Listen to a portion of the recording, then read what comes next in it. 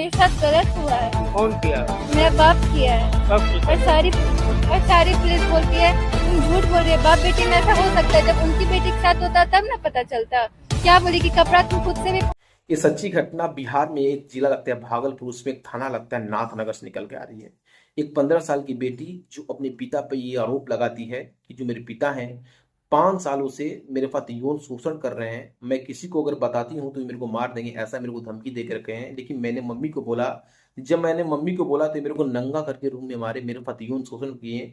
मैं चिल्ला रही थी, चीख रही थी, लेकिन मेरे पिता को जरा सी शर्म नहीं थी कि मैं उनकी बेटी हूँ और बेटी के साथ ऐसा नहीं करना चाहिए। दोस्तों जैसे ही ये बात पुलिस सुनती है तो पुलिस अब वो जो लड़की होती है, नाबालिग लड़की 15 साल की, उसके बाद भरोसा नहीं करती, क्योंकि 15 साल उम्र होता है, ये बोल रही 5 से 6 साल, मतलब इसके साथ 9 साल से बलात्कार होता है। लड़की का बात का विश्वास नहीं होता है पुलिस वालों को, और उसको बोलते हैं कि तुम घर जाओ, ऐसा कुछ नहीं है। लेकिन लड़की रोने लगती है, गिड़गिड़ाने लगती है, उसके साथ उसके पेरेंट्स भी होते हैं, नानी होती है, नानी जैसे बोलती है कि नहीं ये बात सही है।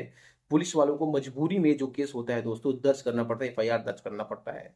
जब पुलिस उसके घर जाती है, उसके पापा को पकड़ने जाती है, तो पापा जो होते हैं बेफिक्र होते हैं, उनको कुछ भी पता नहीं होता है।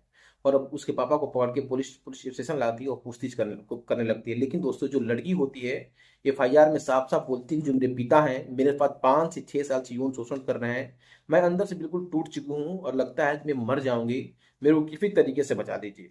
जब ये बात अगल बगल के लोगों को पता चलता है तो लोग थू थू करने लगते हैं कि एक बाप भला अपनी ही बेटी के साथ ऐसे कैसे कर सकता है।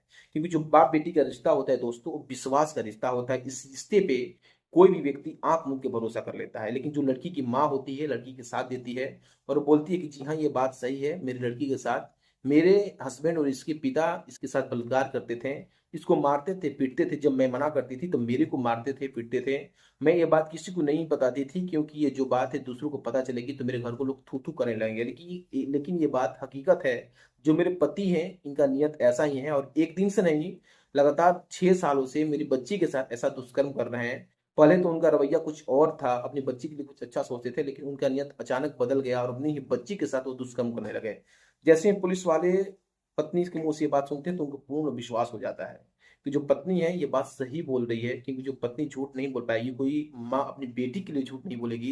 ये जो बात होता है सही होता है। पुलिस उससे पूछताछ करती है, जो उसके पति होते हैं उसके पिता होते हैं उनसे पूछताछ करती है।